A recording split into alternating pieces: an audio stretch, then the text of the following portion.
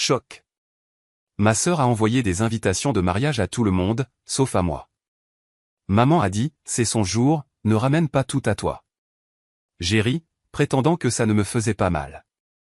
Le jour du mariage, je suis resté à la maison jusqu'à ce que mon téléphone explose avec des photos du marié lui attrapant les cheveux, des gens qui criaient, le chaos partout.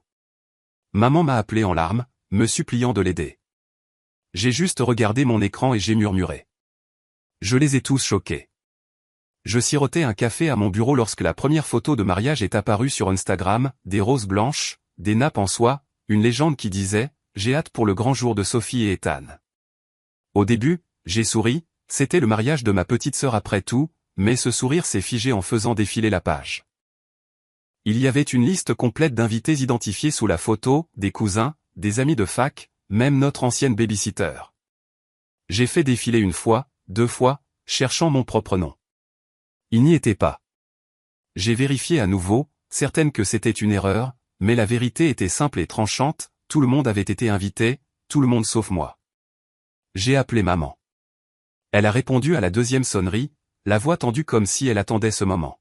« Claire, ma chérie, s'il te plaît, c'est le jour de Sophie, ne ramène pas tout à toi. » J'ai ri, un son cassant qui s'est brisé à mi-chemin. À moi, ai-je chuchoté, mais elle avait déjà commencé à parler des fleuristes et des plans de table, comme si ma question n'existait pas. C'est à ce moment-là que j'ai su que je n'étais pas seulement exclu du mariage de ma sœur, j'étais en train d'être effacé de ma propre famille. La pluie a commencé 1 heure plus tard, fine et persistante contre les fenêtres de Portland. Je regardais le crachin, essayant de prétendre que ça ne me dérangeait pas.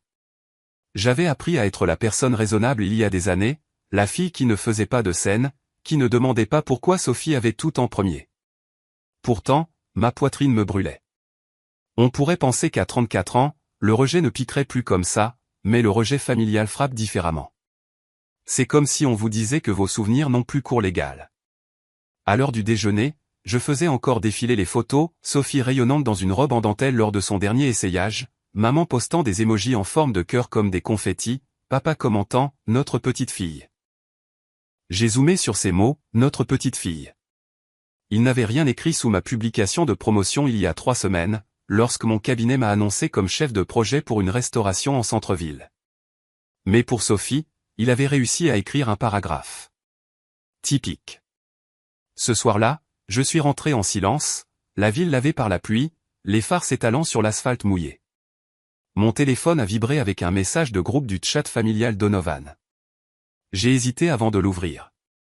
La voilà, Sophie dans sa robe de mariée, debout sous une guirlande de lumière, avec la légende « Je n'arrive pas à croire que ça arrive enfin ». Maman a répondu avec des cœurs, papa a envoyé un emoji de champagne.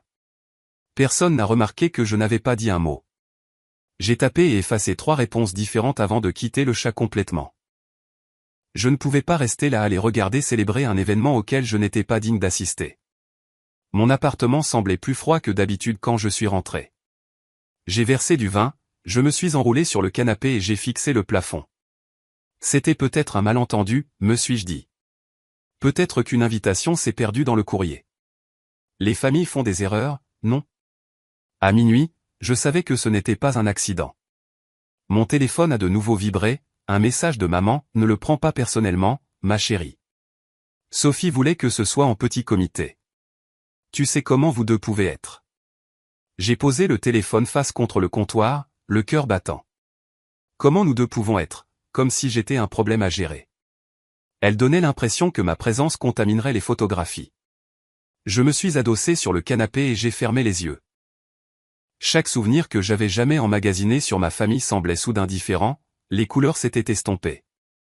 Les anniversaires que j'avais organisés quand maman avait oublié, les chèques de loyer que j'avais aidé Sophie à couvrir après sa rupture, les fois où j'avais tout laissé tomber parce que quelqu'un avait besoin de moi. Apparemment, rien de tout cela ne comptait maintenant qu'ils avaient quelque chose qui valait la peine d'être posté. Le lendemain matin, j'ai traversé la ville jusqu'à l'ancienne maison des Donovan sur Hawthorne Boulevard. L'air sentait le pain humide et la nostalgie. Depuis le trottoir, la maison avait l'air presque la même que lorsque je l'avais quittée, un bardage jaune pâle, un jardin envahi de roses, la lumière du porche toujours allumée trop tôt dans la journée. À l'intérieur, maman remuait de la soupe, faisant semblant de ne pas être surprise quand je suis entré. Claire, quelle surprise! Elle s'est essuyée les mains sur une serviette, jetant un coup d'œil vers la salle à manger où des menus imprimés et des rubans étaient étalés sur la table. Nous finissons juste les derniers détails du mariage. Tu aurais dû appeler d'abord. J'ai essayé, ai-je dit doucement. Tu n'as pas répondu. Elle a soupiré. Oh, ma chérie, je ne veux aucune tension avant le grand jour. Tu sais à quel point Sophie est sensible. Sensible. Encore ce mot. Le bouclier que Sophie avait porté toute sa vie. Je me suis souvenu d'avoir 10 ans et de la regarder renverser du jus sur les déclarations d'impôts de papa, pleurant jusqu'à ce que j'endosse la responsabilité. Je me suis souvenu de sa remise de diplôme au lycée, quand elle avait oublié de postuler pour des bourses et que maman m'avait convaincu de lui donner la moitié des miennes. Juste cette fois. Chaque famille a une Sophie. La préférée, celle autour de laquelle on est censé graviter. Pourquoi ne me l'as-tu pas dit, ai-je demandé, à propos des invitations. Maman a évité mon regard. Tu as été si occupée, ma chère. Ton emploi du temps, les voyages. Je ne voulais pas te mettre la pression. Me mettre la pression, ai-je ri. Tu ne voulais pas de moi là-bas. Son expression s'est durcie. Ce n'est pas vrai. Mais nous savons toutes les deux que toi et ta sœur ne vous entendez pas vraiment. Je me suis approché. Tu veux dire, depuis qu'elle a utilisé mon nom pour ouvrir un studio qu'elle n'a jamais payé. Ne remuons pas les vieilles blessures. Elle a redressé une pile de menus comme si la conversation était un dossier qu'elle pouvait classer. C'est censé être une occasion heureuse. Pour qui, ai-je demandé. Elle n'a rien dit. Le seul son était la cuillère cliquetant contre la casserole. Papa est entré du garage, sentant le cèdre et la sciure de bois. Claire, content de te voir. Il a hésité en voyant mon visage. Tout va bien? J'ai attendu qu'il en dise plus, qu'il y ait un signe qu'il n'était pas d'accord avec maman, mais il a juste passé un bras autour de ses épaules. Ne rendons pas la journée difficile. J'ai hoché la tête lentement. Compris. Je ne voudrais pas gâcher les photos. La bouche de maman s'est ouverte, mais je prenais déjà mon manteau. Si Sophie veut un mariage parfait, elle peut l'avoir sans moi. Dehors, le ciel s'était éclairci, d'un bleu vif et cruellement beau. Je suis resté dans ma voiture, les mains agrippées au volant jusqu'à ce que la tension se dissipe. Je ne pleurais pas. J'avais dépassé ce stade. Ce que je ressentais était quelque chose de plus froid, de plus net. De la clarté. Sur le chemin du retour vers le centre-ville, mon téléphone a vibré de notifications. Ma cousine Laura postant, hâte pour le mariage de l'année. Ma tante partageant la vidéo des fiançailles de Sophie avec la légende, si fière de nos filles. J'ai failli rire. Nos filles, apparemment. Cela signifiait tout le monde sauf celles qui avaient remboursé leur hypothèque quand papa avait perdu son travail. J'ai atteint mon appartement, me suis garé dans le garage et suis resté assise en silence jusqu'à ce que mon téléphone vibre à nouveau. Cette fois, ce n'était pas la famille. C'était mon amie Jenna, qui travaillait à temps partiel pour une organisatrice de mariage à l'Ecoswego. Claire, tu dois voir ça. Elle a envoyé une photo. Ethan, le marié, penché trop près d'une femme que je ne reconnaissais pas, sa main posée sur sa hanche dans un bar. L'horodatage indiquait il y a 2 nuits.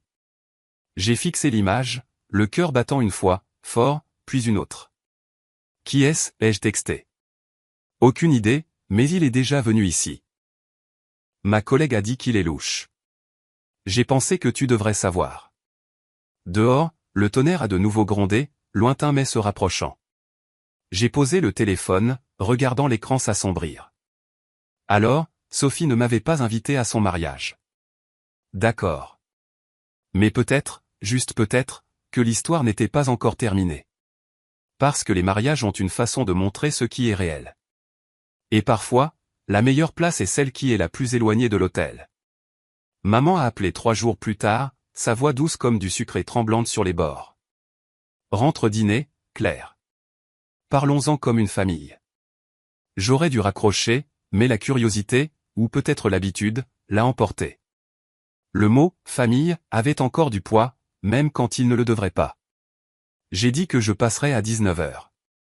La pluie rendait les rues glissantes sur mon trajet vers Hawthorne Boulevard, les phares saignant sur le pavé mouillé. Plus je me rapprochais, plus l'air semblait lourd. La lumière du porche était déjà allumée, cette même lueur ambrée qui signifiait autrefois « bienvenue ». Maintenant, elle ressemblait plus à un avertissement. La maison n'avait pas changé. Même marche fissurée, même carillons éoliens en forme de petites bouteilles de vin que Sophie avait achetées à une foire de rue des années auparavant. À l'intérieur, ça sentait les lasagnes cuites, le plat d'offrande de paix de maman. Elle a souri quand je suis entré, le genre de sourire que les gens utilisent quand ils espèrent que vous oublierez quelque chose d'impardonnable. Ma chérie, elle m'a embrassé sur la joue, puis s'est affairée à disposer les couverts. Assieds-toi, le dîner est presque prêt. Papa était déjà à table, le journal plié à côté de son assiette. Il avait l'air plus vieux que dans mon souvenir, les épaules arrondies, les yeux fatigués. Content de te voir, a-t-il dit doucement. J'ai pris le siège en face d'eux, le même que je prenais pendant les dîners du dimanche où nous nous disputions sur les couvre-feux et les choix d'université. La pièce sentait même la même chose, la sauce, le pain, un soupçon de nettoyant au citron. Mais la chaleur avait disparu. Maman a versé du vin comme si c'était de l'huile d'olive, remplissant son verre à ras-bord. Je ne veux aucune tension ce soir, a-t-elle dit d'un ton enjoué. Ayons juste un bon repas. J'ai piqué un morceau de lasagne, attendant la vraie raison de ma présence. Elle est venue à mi-chemin de son deuxième verre. Ma chérie, a-t-elle commencé, son ton répété. Sophie n'a jamais voulu te faire de mal. Les mariages sont compliqués, les émotions sont à vif. Elle ne m'a pas invité, maman, ai-je dit. Ce n'est pas compliqué, c'est délibéré. Maman a soupiré, le son d'une martyre ajustant son auréole. Tu sais comment est ta sœur. Sensible. Elle veut juste que sa journée soit joyeuse. Joyeuse? Ce mot s'est tordu dans mes entrailles. Et ma présence ruinerait ça? Claire, murmura papa, ne commençons pas, non, ai-je coupé. Finissons en, pour une fois. La fourchette de maman a cliqueté contre son assiette. Tu penses toujours que tout est une attaque. Sophie a traversé beaucoup de choses. Son studio a fait faillite, ses fiançailles ont été rompues. Son studio a fait faillite parce qu'elle l'a ouvert sous mon nom, ai-je dit, ma voix stable mais tranchante. Elle a ruiné mon crédit pendant 2 ans, mais bien sûr, organisons-lui une parade. Les yeux de maman se sont rétrécis, ce mélange familier de pitié et d'irritation. Tu es plus forte qu'elle. Tu peux supporter la déception. Voilà, la devise de la famille. J'ai failli rire. Tu veux dire que je peux supporter d'être utilisé? Son sourire s'est fissuré. Ne déforme pas mes mots. Je n'ai pas besoin de le faire. Ils se déforment d'eux-mêmes. Papa a pris son verre mais n'a pas bu. Peut-être devrions-nous tous prendre une grande respiration. Maman s'est tournée vers lui, aussi tranchante que du verre. Ne commence pas, Richard. Elle a toujours été dramatique. Je me suis adossé. Vous me traitez de dramatique depuis que j'ai 12 ans, maman. Quand Sophie a cassé mon vélo et que vous avez dit que j'aurais dû la surveiller. Quand elle a menti sur l'argent de la bourse et que vous avez dit ne fais pas de scène. Tout ce que j'ai jamais fait, c'est nettoyer ses dégâts. Le silence s'est pressé contre les murs. Le seul son était la pluie qui tapotait contre la fenêtre de la cuisine. Finalement, maman a dit, tu donnes l'impression que nous ne t'aimons pas, j'ai rencontré son regard. Vous m'aimez tant que je suis utile. Ses lèvres se sont entr'ouvertes, mais aucun mot n'est sorti. J'ai repoussé ma chaise. Si Sophie voulait la paix, elle aurait pu commencer par inviter sa sœur. Maman s'est levée aussi, soudain désespérée. S'il te plaît, ne fais pas ça maintenant. Le mariage est dans une semaine. Je ne veux pas de mauvaise énergie autour. Mauvaise énergie? J'ai ri doucement. Vous vous nourrissez des miennes depuis des années. J'ai attrapé mon manteau. Papa s'est levé à moitié, ne sachant s'il devait m'arrêter. Claire, a-t-il dit doucement. Tu sais que ta mère veut juste que la famille soit réunie. Elle veut le contrôle, papa. Ne confonds pas les deux. Il a baissé les yeux, ne disant rien. Je me suis tourné pour partir, mais la voix de maman m'a suivi, basse et froide. Tu as toujours été jalouse de ta sœur. Les mots ont frappé plus fort qu'ils n'auraient dû. Je me suis figé près de la porte. Jalouse? Elle a croisé les bras. Tu n'as jamais aimé la façon dont les gens l'adoraient. L'attention, les compliments. L'attention n'est pas synonyme de respect, maman. Je l'ai regardé droit dans les yeux. Vous avez élevé une fille pour qu'elle brille, et l'autre pour réparer les fils quand les lumières s'éteignent. Je suis sorti sous la pluie, mais avant d'atteindre la voiture, elle m'a appelé, son ton cassant de colère et de peur. Ne gâche pas ça pour elle, Claire. Promets-moi que tu ne feras rien de stupide. Je me suis retourné, l'eau dégoulinant de mes cheveux. Ne t'inquiète pas, ai-je dit. Je n'aurai pas à le faire. Vous l'avez déjà fait pour nous deux. Le trajet de retour à mon appartement était silencieux, à l'exception du ronronnement des pneus sur l'asphalte mouillé. Je pouvais encore entendre sa voix en boucle dans ma tête, ce mélange de culpabilité et de manipulation qu'elle avait perfectionné au fil des décennies. Tu es plus forte qu'elle. Tu peux le supporter. Traduction, tu encaisseras le coup pour qu'elle n'ait pas à le faire. Au moment où je me suis garé, mes mains avaient cessé de trembler. La colère s'était refroidie en quelque chose de plus stable, la résolution. Je n'allais pas supplier pour une place à une table qui était déjà en train de pourrir. Je suis entré dans mon appartement, j'ai suspendu mon manteau, j'ai versé un verre d'eau et j'ai posé mon téléphone sur le comptoir. Un nouveau message clignotait sur l'écran, de Jenna. Tu dois voir ça. En pièce jointe, une photo d'Ethan, le marié, dans un bar chic du centre-ville, debout beaucoup trop près de la même femme qu'avant. Sa main reposait sur le bas de son dos, l'intimité de quelqu'un qui l'avait fait plus d'une fois. En dessous, Jenna avait tapé « Il n'est pas celui qu'il pense ». J'ai pensé que tu devrais savoir avant que ça n'explose. J'ai fixé l'image un long moment. Le sourire parfait d'Ethan semblait différent maintenant, presque répété. Le couple en or. Sophie et Ethan craquaient déjà avant les vœux. Je me suis affalé sur le canapé, la pluie dehors régulière et implacable. Pendant des années, j'avais été l'équipe de nettoyage de la famille. La responsable. La réparatrice. Peut-être que cette fois, je ne réparerai rien. Peut-être que je me contenterai de regarder. J'ai pensé aux derniers mots de maman. Promets-moi que tu ne feras rien de stupide. Et j'ai presque souri. Elle n'avait toujours pas appris que parfois, la chose la plus intelligente à faire est de ne rien faire du tout.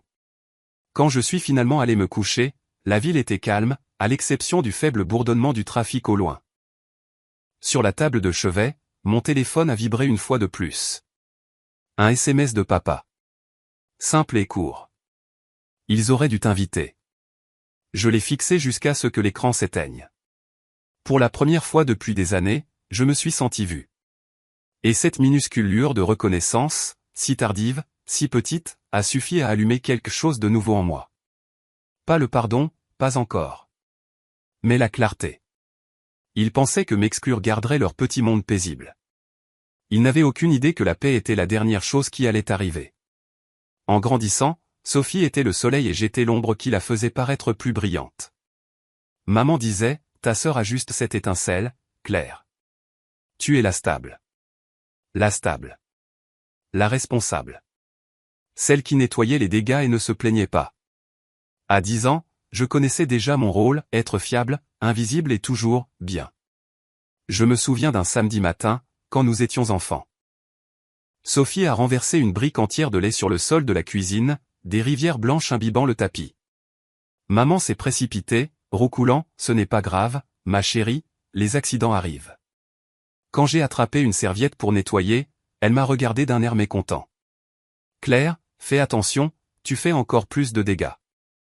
J'avais 7 ans.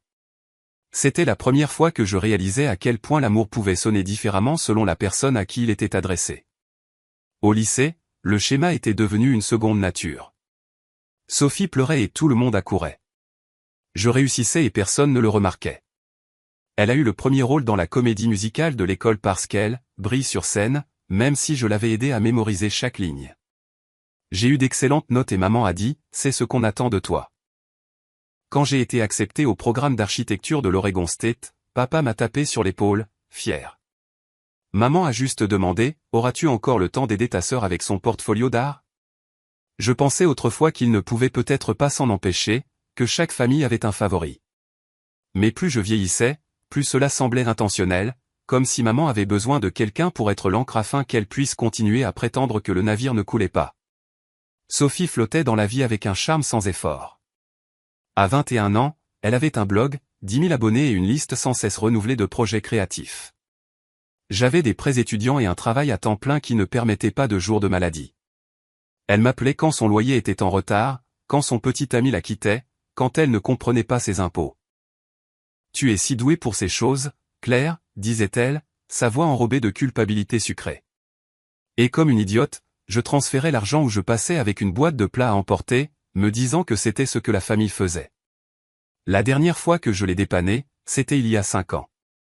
Elle a appelé en pleurant, disant qu'elle avait une grande opportunité, un studio de photographie en centre-ville, mais qu'elle avait besoin de quelqu'un pour co-signer le bail. Ce sera mon rêve, Claire. Tu crois en moi, n'est-ce pas? Elle m'a surprise entre l'épuisement et l'espoir, et j'ai dit oui. Le studio a fermé 8 mois plus tard. Elle a disparu sans payer le loyer, me laissant avec une dette de 25 000 $ et un SMS d'excuses qui disait « Tu trouveras une solution. Tu le fais toujours. » Quand je l'ai dit à maman, elle a répondu « Ta sœur ne voulait pas te faire de mal.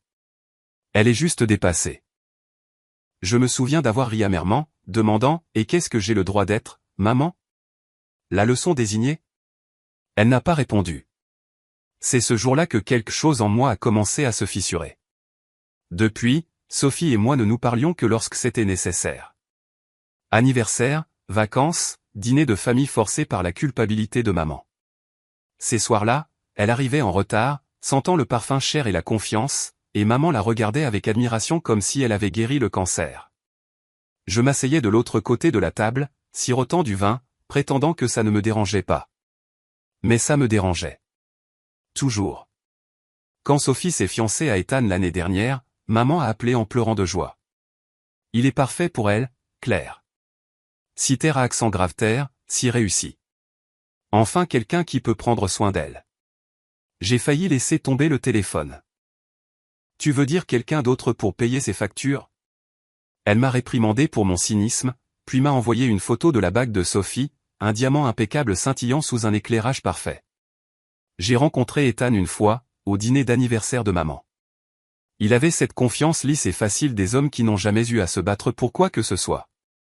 Il a complimenté mon travail, puis m'a demandé si je regrettais de ne pas avoir fait quelque chose de créatif. Quand j'ai dit que l'architecture était créative, il a souri avec condescendance. Bien sûr, mais je voulais dire quelque chose de plus expressif, comme le travail de Sophie. Maman avait ri, touchant son bras. Il a raison, Claire. Tu as toujours été si pratique. Ce soir-là, je suis rentré en voiture, agrippant le volant si fort que mes mains me faisaient mal. Je n'étais pas jalouse de Sophie. J'en avais juste assez d'être la référence à laquelle tout le monde la mesurait.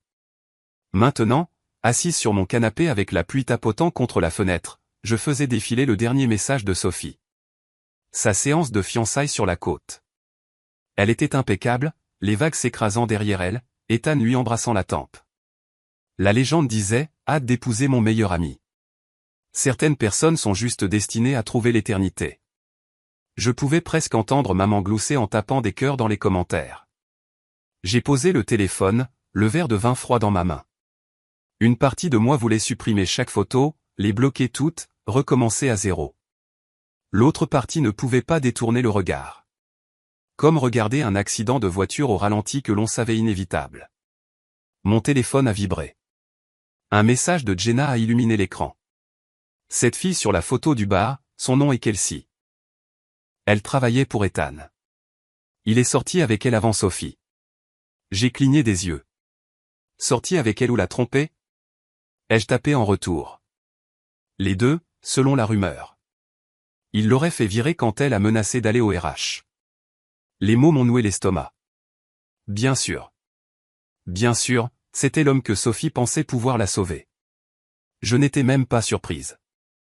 Je ressentais quelque chose de plus froid que la colère. Une confirmation. J'ai fermé les yeux et j'ai expiré. Peut-être que j'aurais dû avoir pitié d'elle, mais la pitié est épuisante quand c'est tout ce que vous avez jamais eu à donner. J'ai ouvert mon ordinateur portable et j'ai commencé à chercher. Des années de miettes de pain numérique étaient faciles à trouver. Relevé bancaire, email, l'ancien bail du studio, chaque prêt qui n'est jamais revenu. J'ai créé un nouveau dossier sur mon bureau et l'ai nommé « Sophie-Vérité ». Je ne savais pas encore ce que j'en ferais, mais je savais que j'en avais fini de prétendre que je m'en fichais. Dehors, la tempête a repris de plus belle, le vent secouant la porte du balcon. J'ai regardé l'horizon, gris, agité, vivant, et j'ai senti quelque chose s'agiter en moi. Pour une fois, je ne pensais pas à maintenir la paix. Je pensais à ce que la paix pourrait réellement coûter.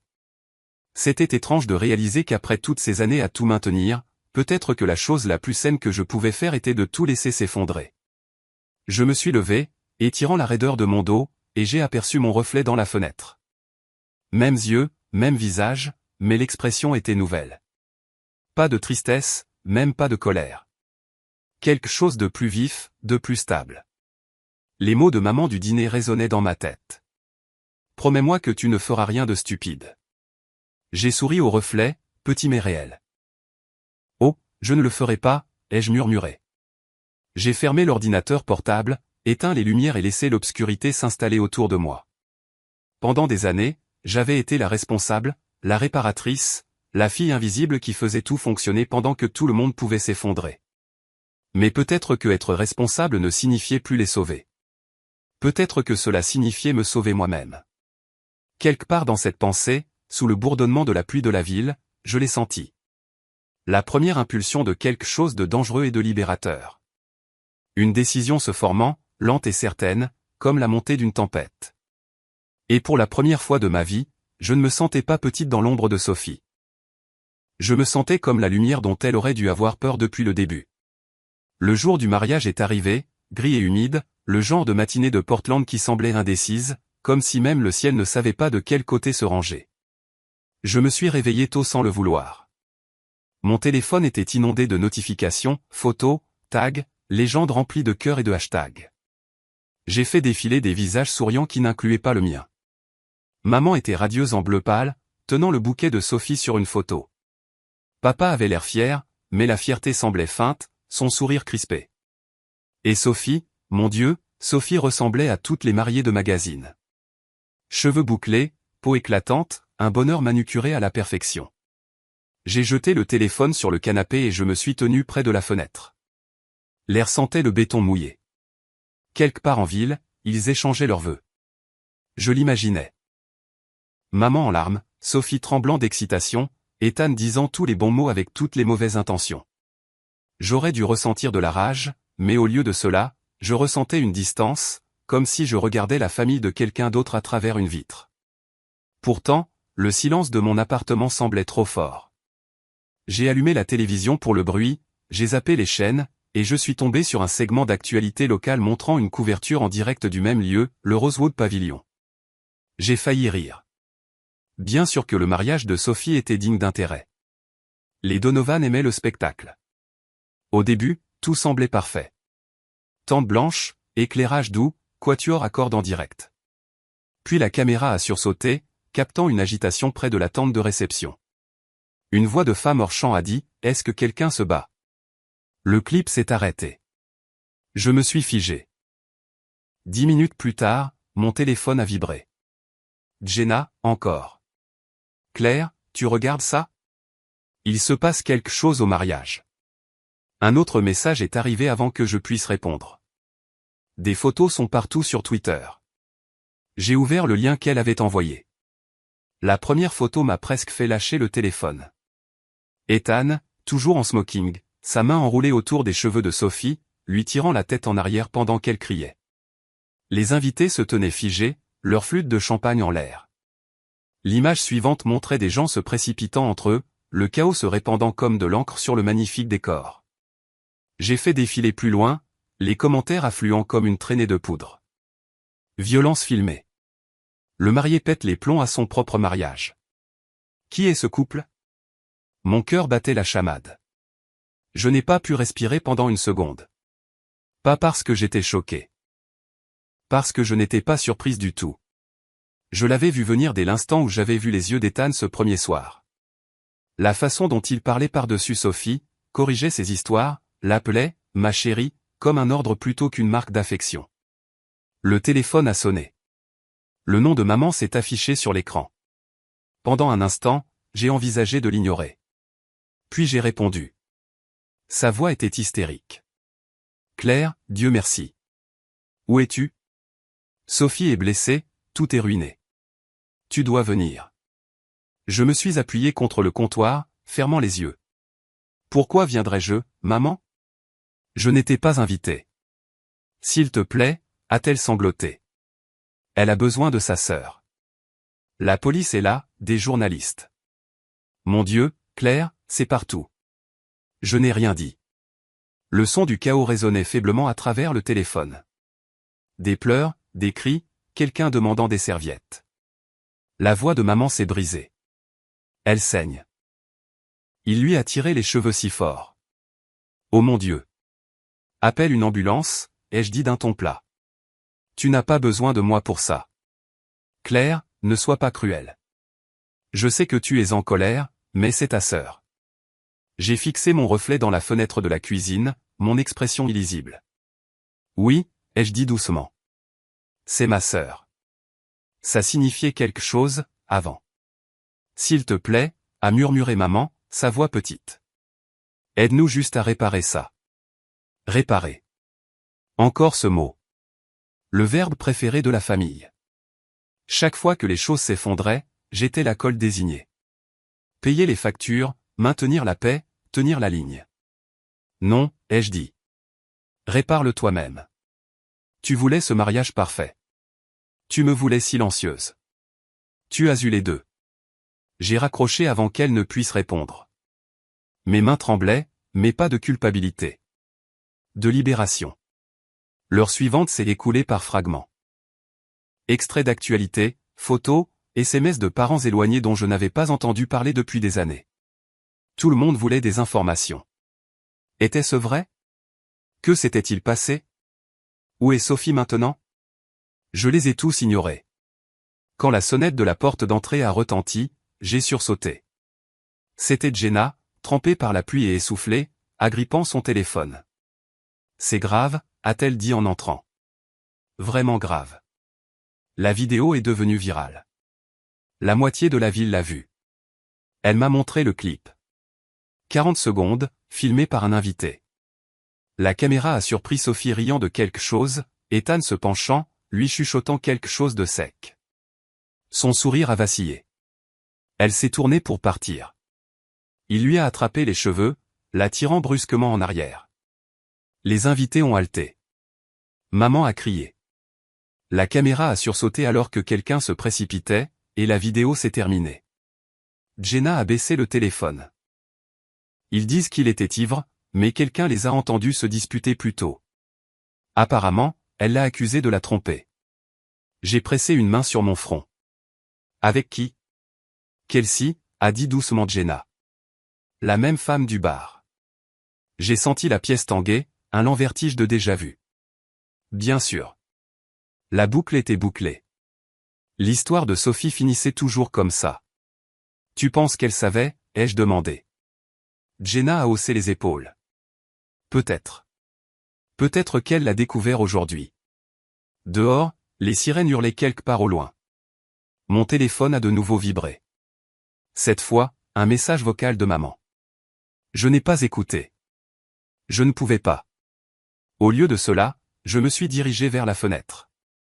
La pluie s'était arrêtée, mais le ciel était encore lourd. En bas, les lampadaires scintillaient sur l'asphalte mouillé. J'ai pensé à Sophie, sa vie parfaite s'effondrant en temps réel, les caméras capturant chaque seconde.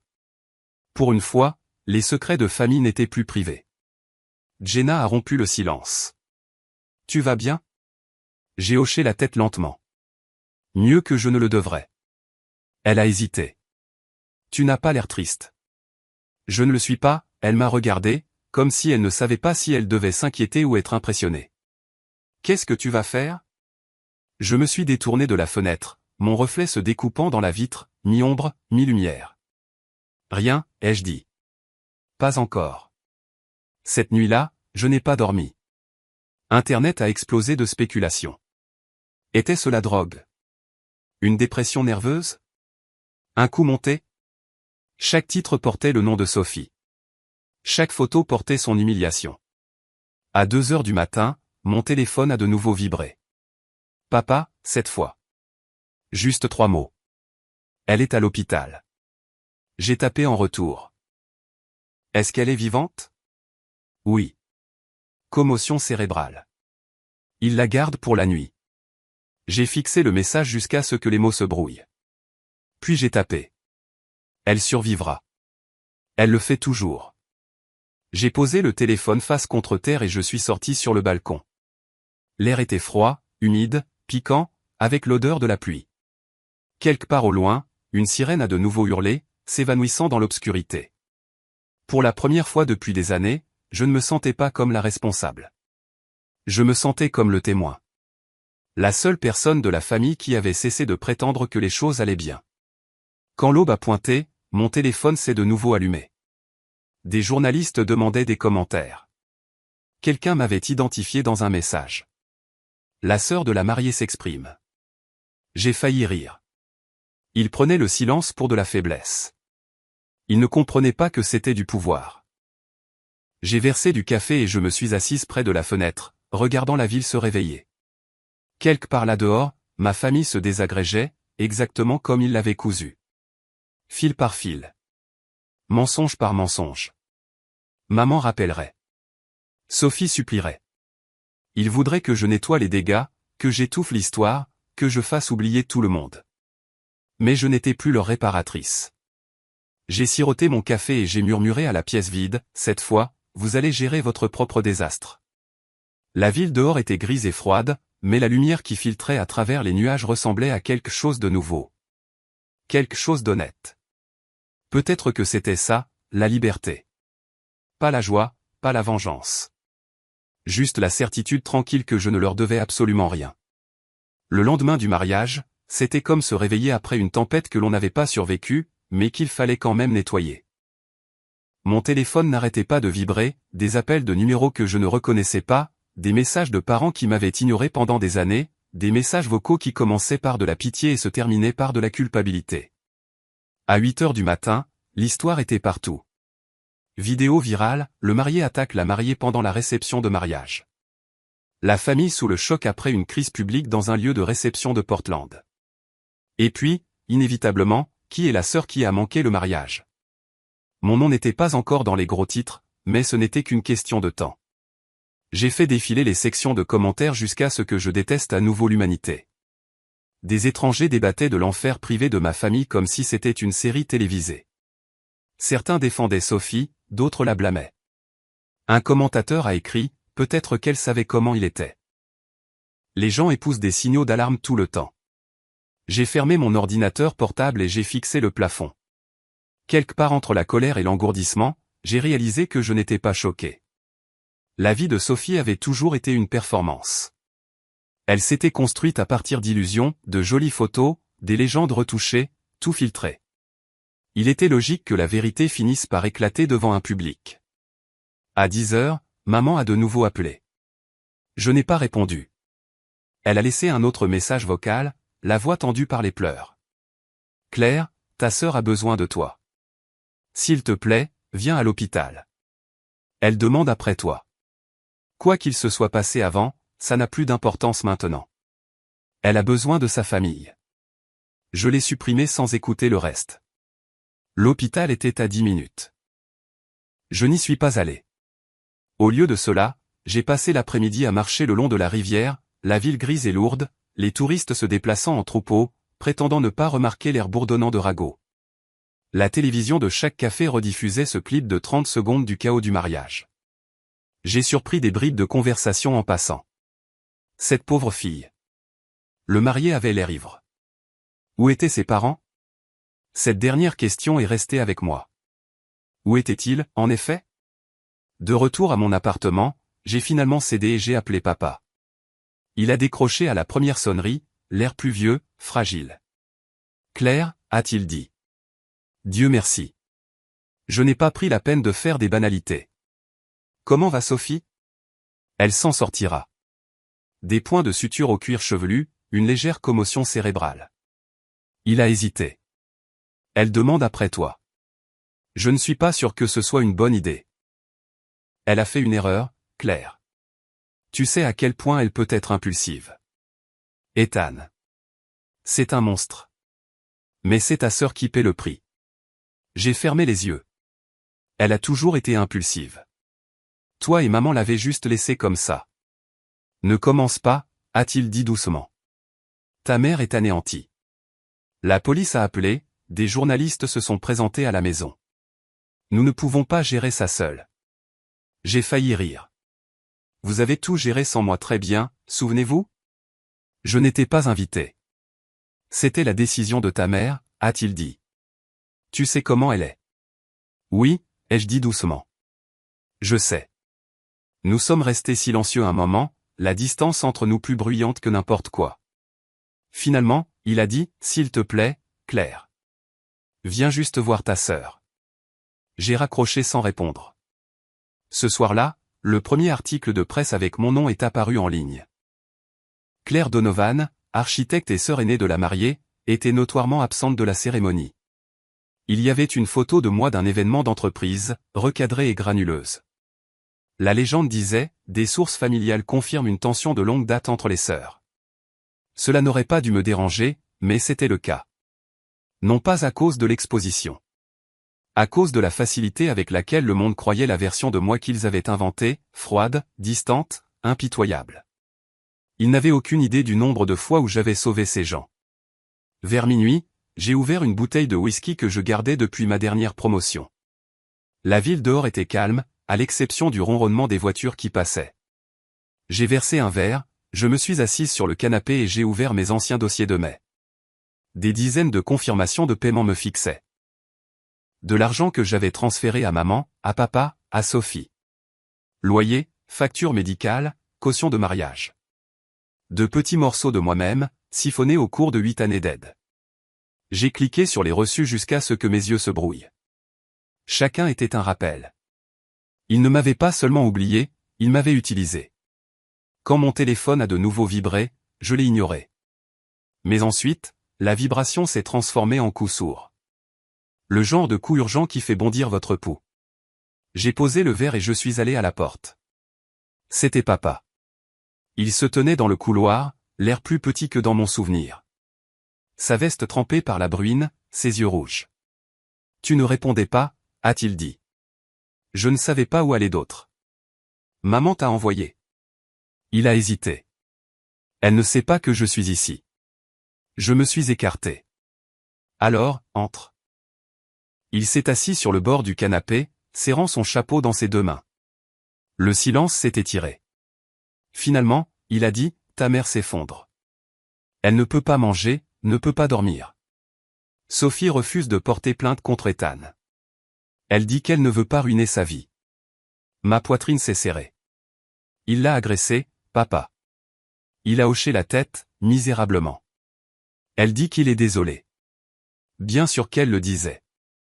Toute la vie de Sophie était construite sur un pardon qu'elle n'avait pas mérité et des secondes chances qu'elle ne méritait pas, elle va retourner avec lui, n'est-ce pas? Il n'a pas répondu. C'était suffisant. Je lui ai versé un verre d'eau et je me suis assise en face de lui. Tu es venu ici pour quelque chose. Qu'est-ce que c'est?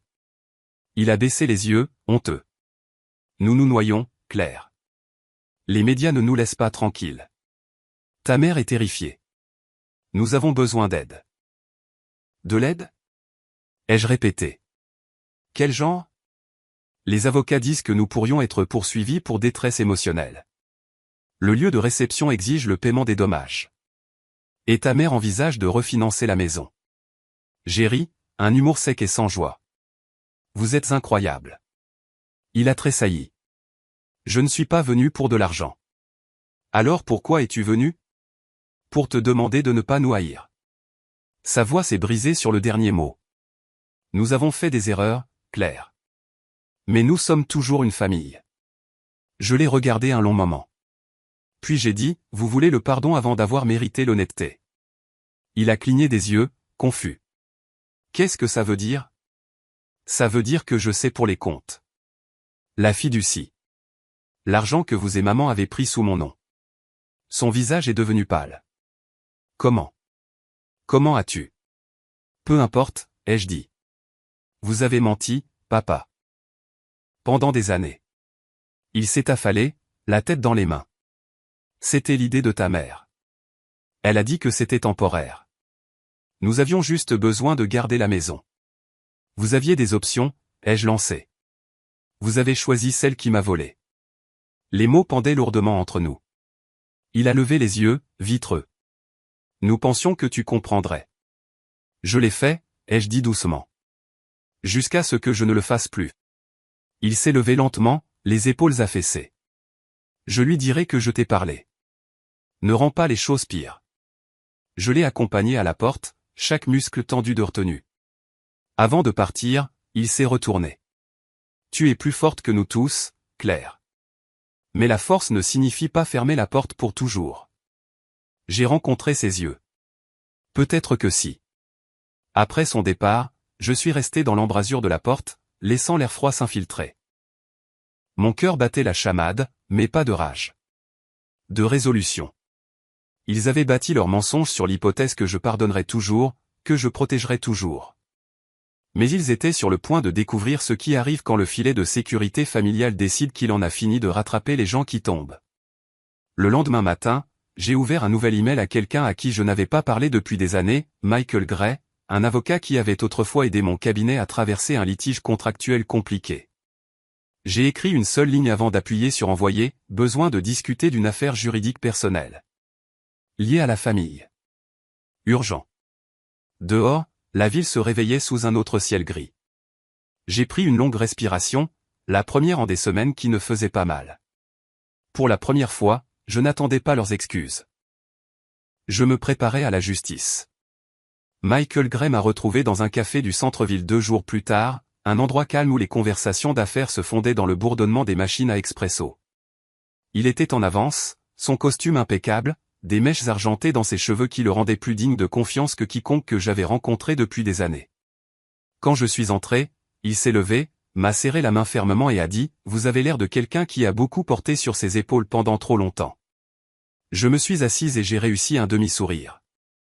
Vous n'avez aucune idée. Nous avons commandé du café, noir pour lui, quelque chose de plus fort pour moi. Quand la serveuse est partie, je lui ai tout raconté.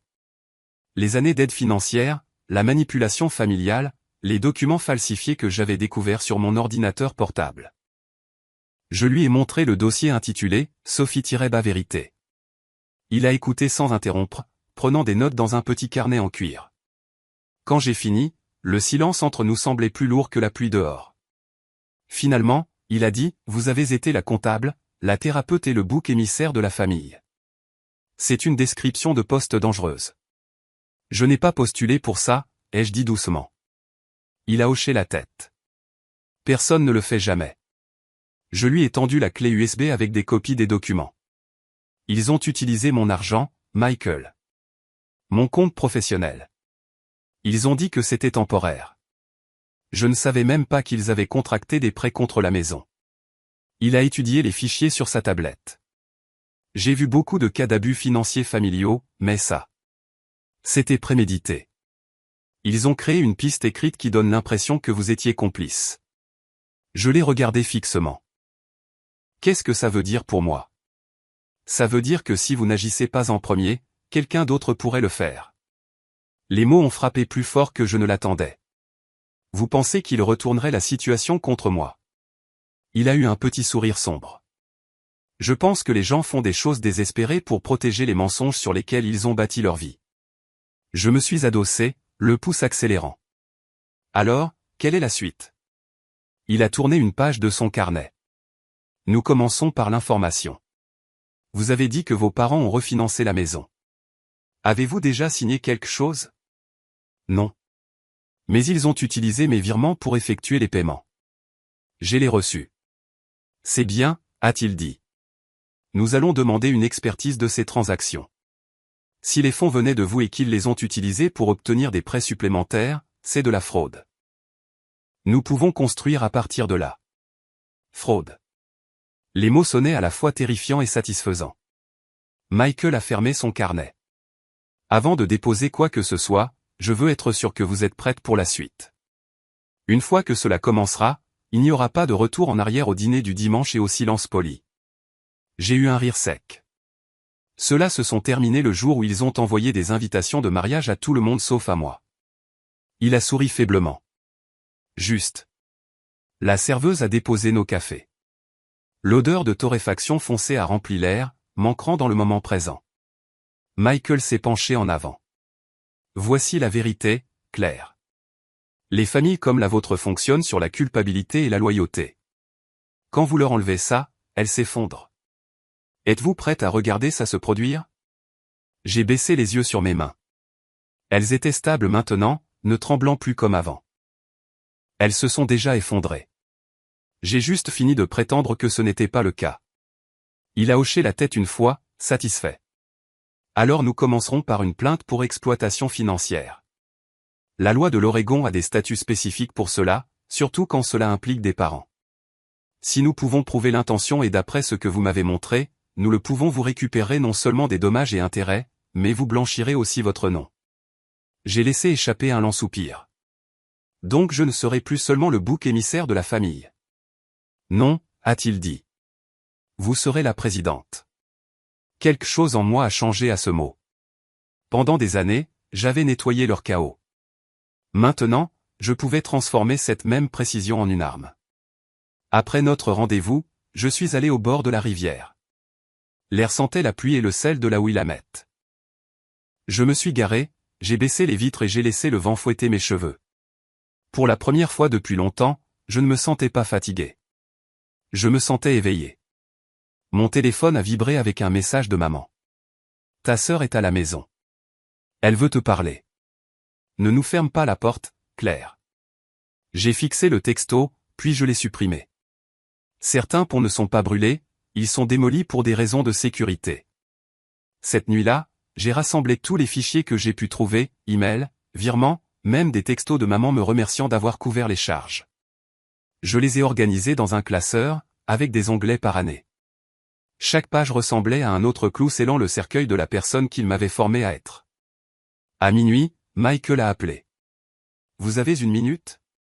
Toujours, ai-je dit. J'ai examiné plus de documents.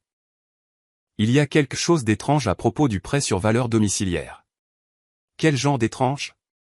Il a été co-signé par Sophie, a-t-il dit. Elle a prétendu y vivre à plein temps, ce qu'elle n'a pas fait depuis des années. Et les paiements du prêt correspondent presque exactement à vos virements mensuels. Je me suis levé, le cœur battant à tout rompre. Ils utilisaient mon argent pour rembourser leur prêt illégal? Exactement. Ce qui signifie que vous avez financé la fraude sans le savoir. Le silence de mon côté était tranchant. Donc tout ce que je leur ai envoyé. Tout faisait partie de leur couverture? On dirait bien, a-t-il dit. Et il y a plus. Le transfert de propriété montre Sophie comme administratrice secondaire de la maison. Cela ne se produirait pas à moins que vos parents n'aient prévu de la lui donner éventuellement. Je me suis affalé sur le canapé. Donc la maison. Celle que je les ai aidés à sauver toutes ces années. N'allait jamais être à moi? Pas même de loin, a-t-il dit doucement. Mais maintenant, ça peut être une preuve. Après avoir raccroché, je suis resté assise dans le noir pendant longtemps. La ville dehors brillait faiblement, le son de la pluie revenant contre la vitre. Toute ma vie avait été construite autour de la responsabilité, être présente, payer, me taire. Maintenant, la responsabilité signifiait quelque chose de différent. Ça signifiait dire la vérité, même si cela détruisait tout ce qui avait précédé. Le lendemain matin, j'ai imprimé chaque document que Michael avait signalé et je suis allé à son bureau dans le Pearl District. Il m'a accueilli avec le même calme concentré, étalant les papiers sur son bureau comme des pièces de puzzle. J'ai déjà vu la cupidité, a-t-il dit. Mais ce que votre famille a fait. C'est presque stratégique. Ils vous ont laissé croire que vous les sauviez pour que vous ne réalisiez jamais qu'ils vous utilisaient. J'ai hoché la tête, la mâchoire serrée. Eh bien, ils m'ont aussi appris la stratégie. Il a souri légèrement. Bien. Vous en aurez besoin. J'ai déjà commencé à rédiger la plainte. Une fois déposés, ils seront signifiés dans la semaine. Qu'est-ce qui se passe ensuite? Ils auront deux choix, régler à l'amiable en silence ou se battre au tribunal. Dans les deux cas, la vérité éclatera. Un calme étrange s'est installé en moi. Laissez-les se battre. Michael a fait glisser un stylo vers moi. Alors, officialisons ça. J'ai signé les papiers. Mon nom semblait différent à l'encre, plus net, plus audacieux, comme s'il appartenait enfin à quelqu'un qui connaissait sa valeur. En quittant son bureau, les nuages se sont déchirés pour la première fois depuis des jours. Le soleil s'est répandu en minces rayons dorés, illuminant les rues mouillées. Je suis resté là un moment, respirant. Maman m'avait dit un jour que la loyauté familiale était la colle qui nous tenait ensemble. Mais la colle, ai-je réalisé, ne tient que les choses qui sont déjà cassées. Et j'en avais fini d'être l'adhésif pour les dommages de tout le monde. Au moment où j'ai atteint ma voiture, Michael avait envoyé un SMS. Gardez votre téléphone à proximité. Les choses vont bouger vite maintenant. J'ai regardé l'horizon de la ville, ses bords nets contre le ciel qui s'éclaircissait. Pendant des années, ils avaient écrit l'histoire, et j'avais été la note de bas de page silencieuse. Plus maintenant. Cette fois, mon nom serait le titre. L'enveloppe était plus lourde que je ne l'attendais, épaisse, en manille, estampillée, confidentielle, active de la famille Donovan. Michael la fit glisser sur la table du café sans un mot. La pluie s'était arrêtée dehors, mais des gouttes glissaient encore sur la vitre, comme si le ciel n'était pas prêt à lâcher prise. « Tu es sûr de vouloir l'ouvrir ici ?» demanda-t-il. Je traçai le bord du rabat, puis croisai son regard. J'ai assez attendu. Quand je l'ai déchiré, je n'ai pas trouvé la conclusion, j'ai trouvé la preuve. La première page était une feuille de calcul, date, montant, numéro de compte. Michael se pencha, tapotant une colonne avec son stylo. Ce sont tes virements. Chacun d'eux. J'ai parcouru la liste, 8 ans de paiement de mon compte courant au leur, chacun étiqueté, soutien au ménage, remboursement de prêt, ou, charge. Mon estomac se serra quand je vis le total en bas, 84 000 $. Il passa à la feuille suivante, des relevés bancaires. Maintenant, regarde ici, dit-il. Ils ont ouvert un compte secondaire au nom de ta mère, appelé fonds de réserve familiale. Devine à quoi ces paiements ont servi? J'ai regardé de plus près. Virements hypothécaires, paiements de prêts, transactions d'achat dans des magasins de luxe. Attends, dis-je lentement. Ils ont utilisé mon argent pour payer un prêt dont j'ignorais l'existence? Il hocha la tête. Exactement. Ils ont contracté un prêt sur valeur domiciliaire en 2023. 180 000 $. Et les remboursements correspondent presque parfaitement à tes virements mensuels. Je me pressai la main sur le front. Donc, j'ai payé leurs dettes sans le savoir. La voix de Michael était calme mais tranchante. Ils l'ont caché derrière ta générosité. C'est de l'exploitation familiale classique. De la manipulation financière déguisée en besoin. Je fixais le papier jusqu'à ce que les chiffres se brouillent. Toutes ces nuits où j'avais fait des heures supplémentaires, les vacances que j'avais sautées, les choses auxquelles j'avais dit non pour pouvoir les aider. Tout cela nourrissait un mensonge. Il ouvrit un autre dossier. À l'intérieur se trouvait un document de transfert de propriété. Ça, dit-il, c'est l'acte de propriété de la maison. L'entête indiquait, transfert de propriété, fiducie familiale Donovan. En dessous, le nom de Sophie apparaissait comme cofiduciaire, cosignataire et bénéficiaire éventuel. Ils ont transféré la propriété l'année dernière, dit-il. Déposé discrètement par l'intermédiaire d'un avocat à l'Ecoswego. Je ne pouvais plus respirer. Donc, pendant qu'il prenait mon argent pour rembourser un prêt, il s'assurait aussi que je ne verrais jamais un centime de cette maison. Michael hocha la tête une fois. Ils ont planifié cela. Et d'après les signatures ici, ton père, ta mère et Sophie. Ils étaient tous au courant. Le bruit du café s'estompa, remplacé par le battement de mon cœur. Je regardais par la fenêtre, au-delà de l'auvent dégoulinant, les gens qui marchaient avec des parapluies. Aucun d'entre eux ne savait ce que c'était que de réaliser que toute votre famille avait construit une maison sur votre argent et enterré votre nom sous leurs mensonges. La voix de Michael brisa le brouillard. Il y a plus. Il sortit une clé USB. J'ai trouvé ça dans le dossier intitulé Réunion, 2 septembre 2023. On dirait une conversation enregistrée.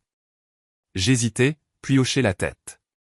Il la brancha sur son ordinateur portable, appuya sur Play. Le son était étouffé au début, des vers qui tintent, le bourdonnement des voix. Puis je l'ai entendu. La voix de ma mère, calme, certaine. Si jamais Claire l'apprend, nous lui dirons simplement que c'était un malentendu. Elle ne nous combattra pas. Elle ne le fait jamais. Il y eut des rires en arrière-plan. La voix de ma sœur suivit, légère et suffisante. Elle est trop responsable pour faire des histoires. C'est ça qui est beau. Quelque chose en moi se brisa. Non pas de colère, mais de clarté. 8 ans de silence se sont dissipés en une seule rupture nette. Michael mit l'enregistrement en pause. Ça, c'est l'intention, Claire. C'est tout ce dont nous avons besoin. J'ai dégluti difficilement. Je ne sais même pas quoi ressentir. Commence par le soulagement, dit-il doucement. Tu n'es pas folle. Je me suis adossé, respirant lentement. Les mots de ma mère résonnaient dans ma tête. Elle ne nous combattra jamais. Eh bien, dis-je doucement, elle est sur le point d'apprendre. Michael me regarda un moment, puis hocha la tête. Bien. Parce que nous déposons la plainte demain. Des copies te seront signifiées après qu'ils auront été notifiés. Ça va aller vite à partir de là. Je retournai la clé USB dans ma main. Ce petit morceau de plastique qui contenait 8 ans de tromperie. Qu'est-ce qui se passe après ça? Ils vont s'agiter, dit-il. Ils vont paniquer. Ils pourraient même essayer de te dissuader. Ne t'engage pas, je ne le ferai pas, il sourit légèrement. Je te crois. Quand nous avons quitté le café, les nuages s'étaient à nouveau épaissis. Je me suis dirigé vers ma voiture alors que les premières gouttes commençaient à tomber, froides et précises. Au moment où j'ai fermé la porte, il pleuvait à verse, le marteau de la pluie sur le toit lavant la ville. Mon téléphone vibra avec un nouveau message. Numéro inconnu. Claire, c'est tante Hélène. Appelle-moi quand tu pourras. Ton père a laissé quelque chose pour toi avant de tomber malade. Je pense qu'il est temps que tu le voies. Je fixai le message, le pouce accélérant. Tante Hélène. La sœur de mon père avait toujours été l'observatrice silencieuse. La seule qui voyait clair dans le jeu de maman. Si elle avait quelque chose maintenant, cela signifiait que d'autres vérités attendaient. Je conduisis sous la pluie vers la maison, les phares coupant le gris. Les rues scintillaient comme des miroirs, le monde à l'envers et humide. Quelque part entre les feux de circulation, je réalisais que je n'étais plus en colère. La colère était un feu. Ce que je ressentais maintenant, c'était de l'acier. Quand j'atteignis mon appartement, je versai du whisky et étalai les papiers sur la table de ma cuisine. Chaque page racontait une histoire que ma famille avait passé des années à dissimuler. Chaque mensonge s'alignait proprement, preuve d'un schéma plus ancien que je ne l'avais jamais imaginé. Mon téléphone vibra à nouveau. Maman, cette fois. Je ne répondis pas. L'icône de la messagerie vocale clignota une fois, mais je l'ignorais. Je n'avais pas besoin d'entendre ses raisons. Je fixai les documents jusqu'à minuit, la ville bourdonnant au-delà de la vitre. Les mots de Michael résonnaient dans ma tête. Les familles comme la tienne fonctionnent sur la culpabilité et la loyauté. Quand tu leur enlèves ça, elles s'effondrent. Je pris une profonde inspiration et murmurai à la pièce vide, alors, qu'elle s'effondre. Dehors, le tonnerre gronda au loin, bas et certain, comme si le ciel était d'accord avec moi. Quand je me suis finalement couché, la clé USB était sur ma table de chevet, à côté de mon téléphone. Un petit témoin silencieux attendant son jour au tribunal. La dernière pensée avant que le sommeil ne me trouve fut simple. Ils avaient passé des années à m'apprendre à être responsable, patiente et silencieuse. Maintenant, ils étaient sur le point de découvrir à quoi ressemble la responsabilité quand elle se bat enfin. Je n'avais pas vu autant de Donovan dans une seule pièce depuis la fête de départ à la retraite de papa, celle où tout le monde avait porté un toast à la nouvelle entreprise créative de Sophie, comme si je n'avais pas co-signé son bail quelques semaines auparavant. Maintenant, ils étaient de nouveau réunis, cette fois dans le salon de tante Hélène à Bend, sirotant du café et faisant semblant de ne pas être curieux de savoir pourquoi j'avais demandé une réunion de famille. La pièce sentait le poli au citron et l'attention. Maman était assise, raide, sur le canapé, des perles à son cou comme une armure. Sophie portait des lunettes de soleil surdimensionnées même s'il faisait nuageux dehors. Papa évitait mon regard, étudiant le tapis comme si le motif pouvait expliquer quoi que ce soit. Tante Hélène se tenait près de la cheminée, calme et délibérée, la seule personne ici qui semblait vouloir la vérité plus que le confort. J'ai posé l'enveloppe marron sur la table basse. Avant de commencer, ai-je dit, merci, tante Hélène, de nous accueillir. J'ai pensé qu'il valait mieux faire ça dans un endroit neutre. Maman ricana doucement. Qu'est-ce que c'est, Claire? Une embuscade. Non, ai-je dit. C'est une intervention. Juste pas le genre auquel vous êtes habitué. Hélène s'éclaircit la gorge. Laisse-la parler, Margaret. J'ai ouvert l'enveloppe et j'ai étalé les documents sur la table, relevé bancaire, email, le transfert de propriété, tout soigneusement organisé. Ce sont les registres de chaque dollar que je vous ai envoyé au cours des 8 dernières années. Paiement d'hypothèque, facture médicale, prêts qui ne sont jamais revenus. Sophie s'est agitée sur son siège. Qu'est-ce que c'est censé prouver? Patience, ai-je dit, faisant glisser une autre page vers l'avant. Voici le prêt sur valeur domiciliaire que vous avez contracté l'année dernière. 180 000 dollars. Co-signé par toi, Sophie. Elle cligna des yeux, prise au dépourvu. Quoi? Non, c'est réel, ai-je interrompu. Tu as signé en tant que résidente de la propriété, ce que tu n'étais pas.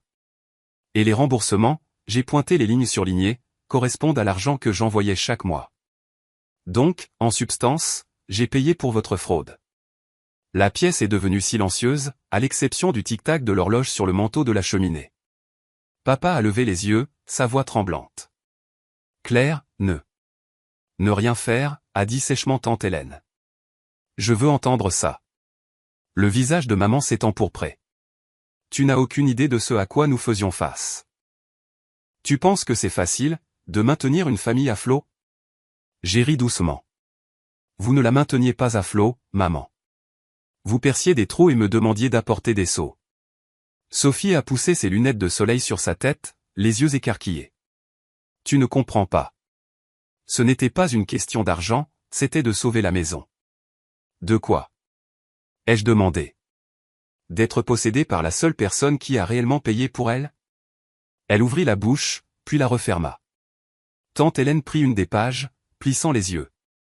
Il est dit ici que vous avez transféré l'acte de propriété à la fiducie familiale Donovan, avec Sophie comme cofiduciaire. Quand cela s'est-il produit? Maman avait l'air sur le point de s'effondrer. Ton père et moi pensions que ce serait mieux pour la famille. Sophie a les enfants, elle avait besoin de stabilité. J'ai coupé court. Et vous avez décidé que je n'en avais pas besoin? Vous avez récompensé l'enfant qui a créé le chaos et puni celle qui l'a nettoyé. La voix de maman s'est élevée, cassante. Ne me parle pas comme ça, Claire. Tout ce que nous avons fait, nous l'avons fait par amour.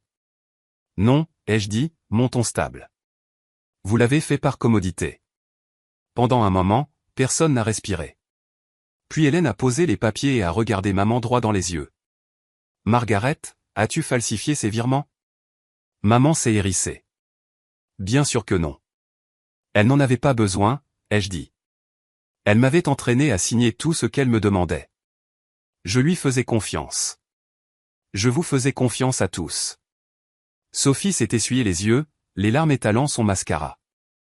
Claire, s'il te plaît. Ce n'est pas ce que tu penses. Je ne savais pas tout. Tu ne savais pas ou tu ne voulais pas savoir, ai-je demandé doucement. Elle a tressailli. Papa a finalement parlé, sa voix à peine plus qu'un murmure. Peut-être que nous sommes allés trop loin. Nous voulions juste protéger ce qui était à nous.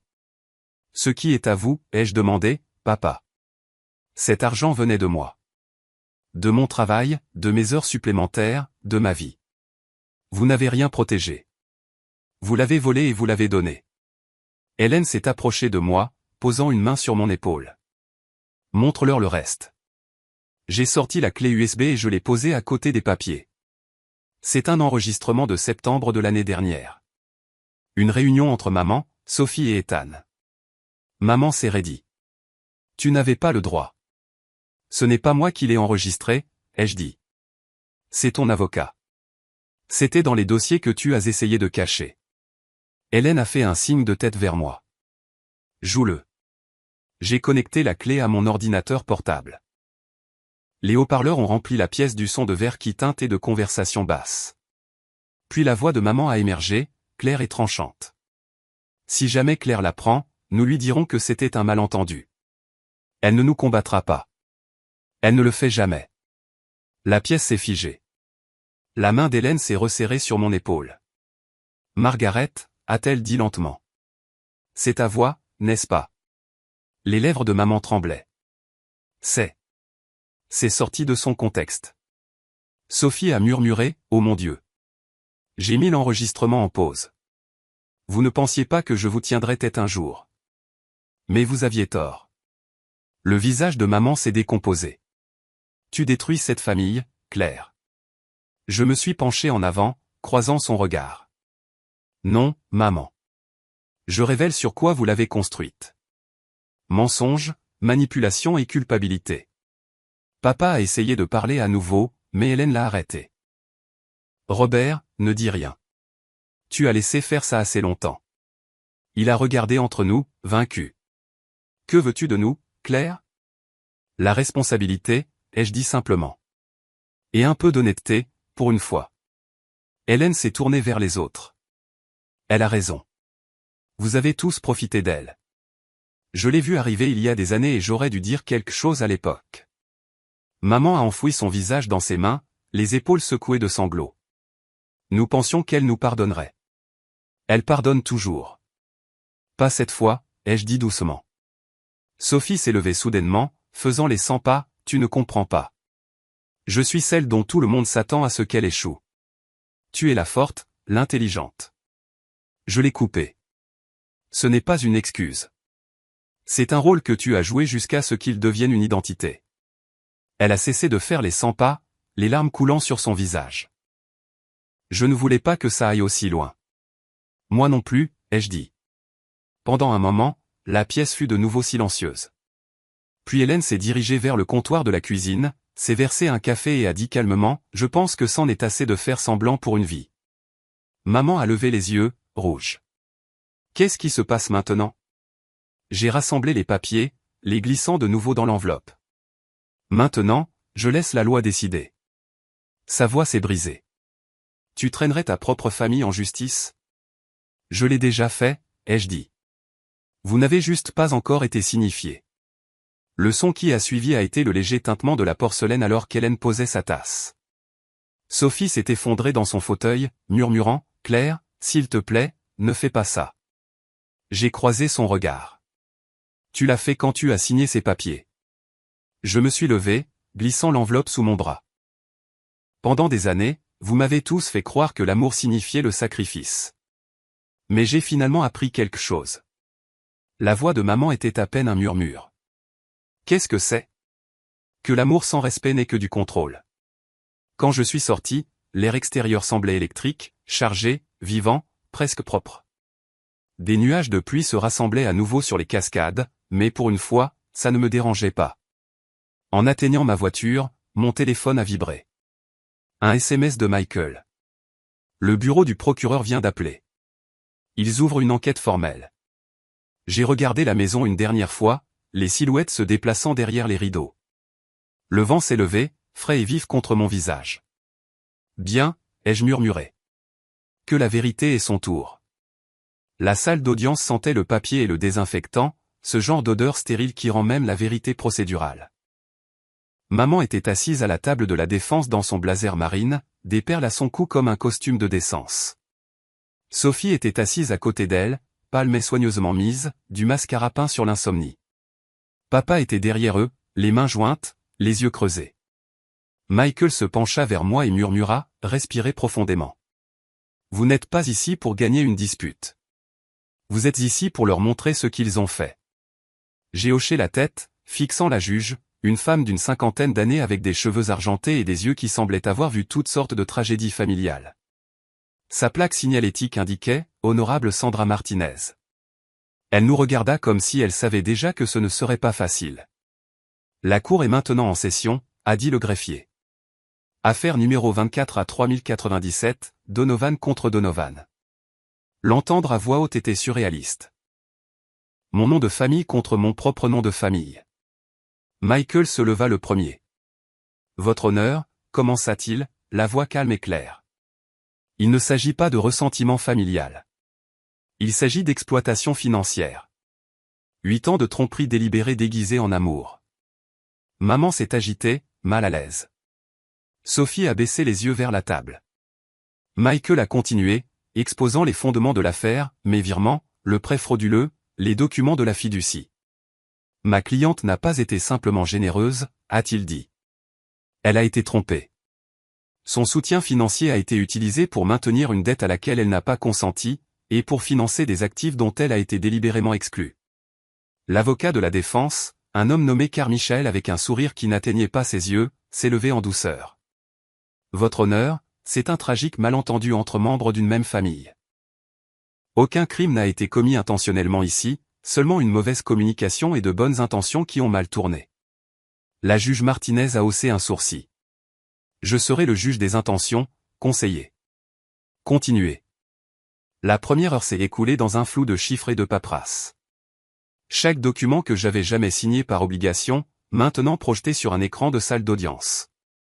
Reçu, virement bancaire, échange de mets qui se lisaient comme des confessions. Chacun était une miette de pain menant à une vérité que je connaissais déjà. Quand ce fut le tour de maman de témoigner, elle se dirigea vers la barre avec une lente dignité, le menton levé, des larmes soigneusement chronométrées. Madame Donovan, a dit Michael, vous avez autorisé l'utilisation des fonds de votre fille pour les dépenses de votre ménage, n'est-ce pas? Je l'ai fait, a-t-elle dit doucement. Mais seulement parce que nous avions des difficultés. Elle a proposé d'aider. Et quand vous avez contracté le prêt sur valeur domiciliaire? Elle a hésité. C'était pour sauver la maison pour la famille. Michael a hoché la tête, tournant une page. Vous avez dit à votre avocat l'année dernière que votre fille Sophie y vivait à plein temps. Était-ce vrai? La voix de maman affaiblit. Pas techniquement. Pas techniquement, a-t-il répété. Mais vous avez signé sous serment. Carmichael a bondi. Objection, harcèlement. Rejeté, a dit la juge. Répondez à la question, Madame Donovan. Les mains de maman tremblaient. Je voulais juste protéger notre maison. La voix de Michael était stable. En transférant la propriété dans une fiducie qui excluait la fille qui la payait. Les yeux de maman se sont tournés vers moi, désespérés. Elle avait sa propre vie, son propre appartement. Elle n'avait pas besoin de la maison. Les mots ont frappé comme une gifle. Je la regardais, me demandant si elle s'entendait. La même femme qui m'avait appris que l'amour signifiait donner, admettant maintenant qu'elle avait pris parce qu'elle pensait que je n'en avais pas besoin. Michael a hoché la tête, calme comme toujours. Pas d'autres questions. Quand Sophie a pris la barre, elle avait l'air fragile dans sa robe marine, les yeux cerclés de rouge. Mademoiselle Donovan, a commencé Michael, vous avez co-signé le prêt, n'est-ce pas? Elle a hoché la tête. Papa me l'a demandé. Il a dit que c'était une formalité. Et vous compreniez que les fonds de votre sœur étaient utilisés pour rembourser ce prêt? Je ne. Elle s'est arrêtée, s'essuyant les yeux. Je n'y ai pas pensé. Michael a laissé le silence s'installer. Mais vous avez signé des documents prétendant contribuer financièrement. Je pensais que ça aiderait, a-t-elle murmuré. Je ne voulais pas les décevoir. Ne pas les décevoir, a-t-il répété doucement. Même si cela signifiait trahir la personne qui vous maintenait tous les deux à flot? Sophie s'est effondrée en larmes. Je n'ai jamais voulu que ça arrive. La juge Martinez a regardé tranquillement, prenant des notes. Ensuite, c'était papa. Son témoignage a été le plus difficile à écouter. Non pas parce qu'il a menti, mais parce qu'il ne l'a pas fait. Monsieur Donovan, a dit Michael doucement. Saviez-vous que votre femme et votre fille utilisaient les fonds de Claire pour garantir ce prêt? Papa a hésité, puis a hoché la tête. Oui. Avez-vous informé Claire? Non. Pourquoi pas? Sa voix s'est brisée. Parce qu'elle aurait dit non. Michael s'est adossé. Donc vous saviez que c'était mal. Je savais que c'était nécessaire, a murmuré papa. La juge a griffonné quelque chose. Pour la première fois de la matinée, je l'ai vu froncer les sourcils. Après une brève suspension, Michael m'a appelé à la barre. Mes paumes étaient moites, mais ma voix était stable. Mademoiselle Donovan, a-t-il dit. Pourquoi avez-vous intenté cette action en justice? J'ai regardé ma famille avant de répondre. Parce que l'amour ne devrait pas signifier la faillite. Parce que le silence n'est pas de la loyauté, c'est de la reddition. Il a hoché la tête. Avez-vous jamais eu l'intention de récupérer l'argent? Je voulais juste la vérité, ai-je dit. Mais la vérité a toujours un prix. Carmichael s'est levé pour le contre-interrogatoire. Mademoiselle Donovan, vous décririez-vous comme proche de votre famille? Autrefois, ai-je dit. Avant de réaliser que la proximité était conditionnelle. Il a souri finement. Et pourtant, vous avez continué à leur donner de l'argent. Cela n'implique-t-il pas un consentement? J'ai rencontré son regard. Cela implique la confiance. Ils l'ont utilisé comme une arme. Car Michael a hésité, cherchant ses appuis. Donc, c'est une question de punition? Non, ai-je dit calmement. C'est une question de limite. Celle qu'ils n'ont jamais respectée. Même le stylo de la juge s'est arrêté un instant. Quand les témoignages se sont terminés, la salle d'audience semblait vidée. L'air était épais de tout ce qui n'avait pas été dit. Les années de manipulation, la culpabilité, les excuses silencieuses qui n'étaient jamais venues. La juge Martinez a croisé les mains. J'ai examiné les preuves. Il est clair que cette famille a été empêtrée dans une tromperie financière qui allait bien au-delà du malentendu. Elle a regardé maman, puis Sophie. Vous avez accepté un soutien financier sous de faux prétextes, dissimulé une dette et transféré une propriété sans divulgation. Les lèvres de maman tremblaient. Sophie avait l'air sur le point de disparaître. La cour se prononce en faveur de la plaignante, a dit la juge. Mademoiselle Donovan, vous êtes indemnisée de 75 000 $ en restitution et frais de justice. Et l'acte de propriété de la maison doit être restauré sous votre seule propriété. Les mots ont résonné à mes oreilles, stable et définitif. Restitution. Propriété. Vérité. Maman a haleté doucement. Sophie a couvert son visage. Papa a fixé le sol. Je n'ai pas souri. Je ne me sentais pas victorieuse. Ce que je ressentais, c'était de l'air. Propre, froid, plein d'espace là où la culpabilité avait l'habitude de vivre. Quand nous avons quitté la salle d'audience, les journalistes se sont pressés sur les marches, criant des questions. Michael m'a guidé à travers eux, sa main stable sur mon bras. Un journaliste a crié, « Claire, avez-vous une déclaration pour votre famille ?» Je me suis arrêté une seconde, je me suis tourné vers les caméras clignotantes. J'espère qu'ils apprendront ce que j'ai appris, ai-je dit. Que la paix construite sur des mensonges ne dure pas, Michael s'est penché près de moi. Ça sera à la une de tous les journaux demain. Je sais, ai-je dit. Et ça me va. Au moment où j'ai atteint ma voiture, le ciel s'était éclairci. La lumière du soleil se déversait sur le pavé mouillé, se reflétant sur les flaques comme des miroirs. Mon téléphone a vibré. Un SMS de tante Hélène. Ton père a laissé autre chose dans le coffre-fort de la banque. Viens me voir. J'ai fixé le message, puis j'ai regardé le palais de justice. Le bâtiment se dressait, grand et gris, derrière moi, ses marches brillant comme de la pierre neuve après la pluie. Pour la première fois, je ne me sentais pas comme la réparatrice de la famille ou la fille oubliée. Je me sentais comme la femme qui avait finalement dit la vérité et y avait survécu. Tante Hélène vivait dans un quartier calme près du Hall Mill District de Bend, dans une petite maison blanche aux volets bleus qui sentait toujours le cèdre et le café. Quand je suis arrivé dans son allée, la lumière de fin d'après-midi était chaude et douce, traversant les arbres comme quelque chose d'un souvenir que j'avais oublié de regretter. Elle m'a accueilli à la porte avant que je puisse frapper. « Tu as l'air plus mince », a-t-elle dit en me serrant dans ses bras une seconde de trop. « Je me sens plus légère », ai-je dit. Pas la même chose, mais presque. Elle a souri. « Tu as toujours porté le poids de tout le monde. » Son salon était bien rangé mais habité. Des étagères de vieux livres, des photos de famille d'une époque avant que les choses ne se compliquent. J'ai remarqué une photo encadrée de mon père jeune homme, en uniforme, souriant comme quelqu'un qui n'avait pas encore appris à briser les choses qu'il aimait. Hélène a fait un geste vers la table de la cuisine. « C'est là, » a-t-elle dit. « Ce que ton père t'a laissé. » Une petite boîte ignifuge était au centre, le genre que l'on s'attend à trouver dans le bureau d'un avocat ou un coffre-fort de banque. Elle m'a tendu la clé. Il m'a demandé de la garder il y a des années. Il a dit que c'était pour quand Claire aurait besoin de connaître la vérité. Je ne l'ai pas ouverte, j'ai pensé que ce devrait être ton choix. Ma gorge s'est serrée. Quand te l'a-t-il donné?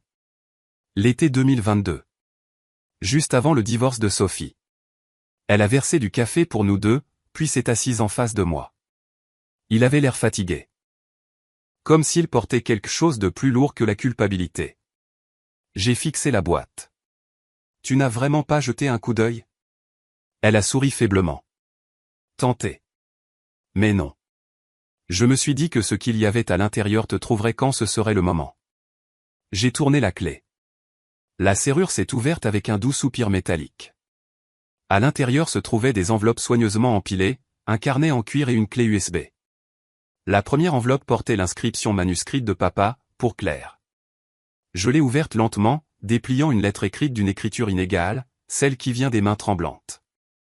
Claire, si tu lis ceci, c'est que je n'ai pas eu le courage de te le dire moi-même. Tu as toujours été la forte, celle qui nous a sauvés quand nous ne le méritions pas. Ta mère et moi avons fait des erreurs, des grosses. Et je ne suis même pas sûr de comprendre pourquoi nous les avons faites. Peut-être la fierté, peut-être la peur. Mais je sais que tu as porté le fardeau de chaque mauvaise décision que nous avons prise. Il y a un deuxième compte à la First Bank Savings, à ton nom. Je l'ai ouvert il y a des années, après avoir réalisé tout ce que tu sacrifiais. Ce n'est pas grand-chose, mais c'est à toi. Réel, honnête, mérité. Sans condition. Considérez-le comme un début vers quelque chose de mieux que tout ça. Je suis désolé pour ce que nous avons fait. Pour ce que je n'ai pas arrêté. Pour t'avoir regardé te noyer au nom de la famille. Papa. Je l'ai lu 2 fois avant de réaliser que je pleurais. Le genre de pleurs silencieux qui ne ressemble pas au chagrin, mais au soulagement. Hélène a tendu la main par-dessus la table et m'a serré la main. Ce n'était pas un homme cruel, Claire. Juste un homme faible. Je sais, ai-je murmuré. C'est la partie qui fait le plus mal. Le carnet en cuir était le suivant. Il était rempli de notes financières, de relevés bancaires et de pensées griffonnées. Sa propre version de la confession. Il a tout documenté. Le plan de refinancement, la façon dont maman l'avait convaincu que c'était temporaire, la lente glissade de la justification à la tromperie. Et puis j'ai trouvé autre chose. Une impression de mail datée de 3 semaines avant le mariage de Sophie. C'était de maman à leur avocat. Finaliser les documents de la fiducie avant la cérémonie. Nous annoncerons le transfert après le nouvel an. Claire ne s'y opposera pas. Elle ne le fait jamais. Hélène s'est penchée en avant pendant que je le lisais à voix haute.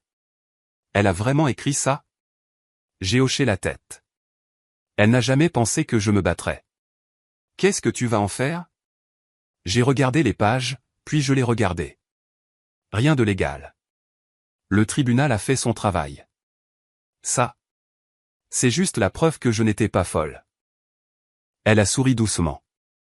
Parfois, c'est tout ce qu'est vraiment la justice. Être cru. Nous sommes restés assises là un moment, en silence, la fin d'après-midi se transformant en une lumière ambrée. Finalement, Hélène a dit, il a laissé autre chose pour toi. Elle a montré la clé USB. Je ne sais pas ce qu'il y a dessus, mais il a dit que ça t'aiderait à comprendre. Je l'ai branché sur mon ordinateur portable. Un fichier vidéo est apparu, daté du 28 décembre 2024. 3 jours avant le mariage de Sophie. Quand j'ai appuyé sur Play, le visage de mon père a rempli l'écran. Il était assis dans son atelier, portant cette vieille chemise à carreaux que j'avais l'habitude de voler quand je venais lui rendre visite. « Salut Claire », a-t-il dit, souriant maladroitement. « Si tu vois ça, c'est probablement parce que les choses ne se sont pas passées comme je l'espérais. Je voulais t'expliquer quelque chose avant que tu ne les entendes de tout le monde. » Il a soupiré, se frottant le front. « Ta mère prévoyait de transférer la maison à Sophie depuis des mois. J'ai essayé de l'arrêter, mais je ne me suis pas assez battu. Tu me connais, le conflit n'a jamais été ma force. » Il a levé les yeux vers la caméra, vitreux. « Mais j'ai besoin que tu saches quelque chose. Je ne t'ai jamais considéré comme juste la responsable. Tu étais le cœur de cette famille, même quand nous ne le méritions pas.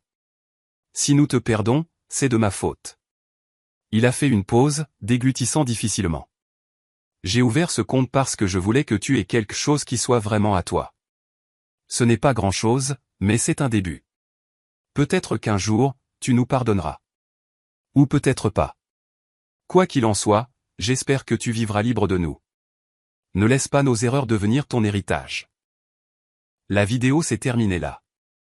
Juste une image fixe de lui, assis dans cet atelier tranquille, entouré d'outils, de sciures de bois et de regrets. Les yeux d'Hélène étaient humides quand j'ai levé les yeux. Il le pensait, tu sais. Je pense qu'il le pensait, ai-je dit. Nous sommes restés en silence un moment. L'horloge tic-taquait doucement dans le coin. Le genre de son qui me rendait habituellement anxieuse, mais qui semblait maintenant stable, comme quelque chose qui avance au lieu de tourner en rond. Quand j'ai finalement quitté la maison d'Hélène, le crépuscule s'était installé sur les arbres. L'air était frais, le ciel strié d'orange délavé. Elle m'a accompagné à la porte et m'a de nouveau serré dans ses bras. « Tu as fait ce qu'il fallait » a-t-elle dit. Parfois, on n'en a pas l'impression. « Alors ça veut dire que tu l'as vraiment fait » a-t-elle dit en souriant. Ce qui est juste ne semble jamais facile. Sur le chemin du retour à Portland, j'ai pensé à cette vidéo. À la façon dont mon père regardait la caméra comme s'il parlait à un fantôme. J'ai réalisé qu'il ne s'était pas confessé pour soulager sa conscience. Il me donnait la permission d'arrêter de porter la leur. Quand je suis rentré à la maison, je me suis connecté à la banque qu'il avait mentionnée. Le compte était réel. Petit, mais intact. Il ne s'agissait pas de l'argent. C'était la preuve qu'il m'avait vu. Peut-être trop tard, mais quand même. Pour la première fois depuis des années, j'ai dormi sans me réveiller à 3 heures du matin en pensant à ce que je devais à quelqu'un. Le lendemain matin, j'ai appelé Michael pour lui parler de la boîte. Il a écouté tranquillement. « Vous n'êtes pas obligé de partager quoi que ce soit » a-t-il dit. « L'affaire est close. »« Je sais » ai-je dit. « Mais peut-être que ce n'est pas une question d'obligation. » Il a hésité.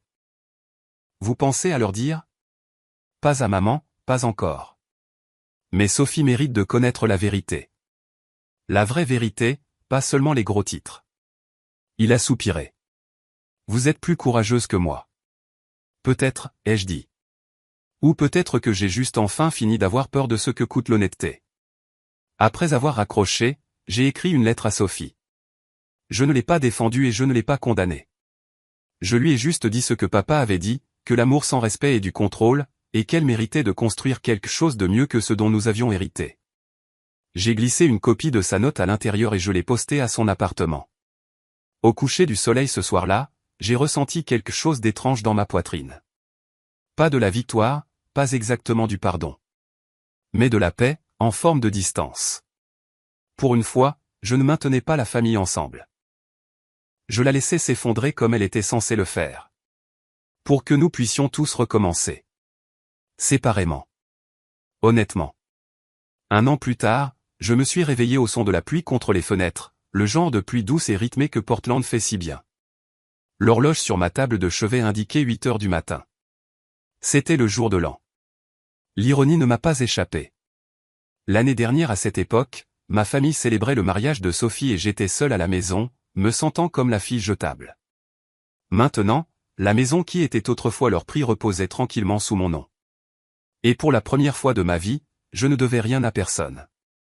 L'air sentait légèrement le café et le cèdre de la bougie qui brûlait dans la cuisine. J'ai marché pieds nus sur le parquet que j'avais moi-même rénové au printemps dernier.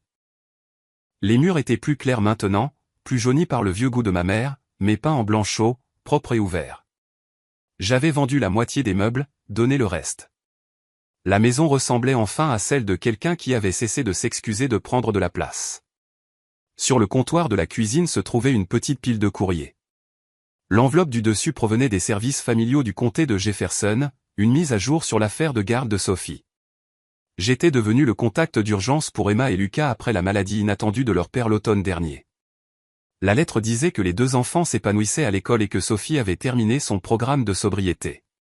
Je l'ai posé avec précaution, un petit soulagement silencieux réchauffant ma poitrine. J'ai versé du café et je me suis tenu près de la fenêtre, regardant la pluie tracer des sillons sur la vitre. Une seule notification de texto brillait sur mon téléphone. Bonne année, Claire. Merci pour la lettre. Je vais mieux. Les enfants s'ennuient de toi. Ce n'était pas des excuses.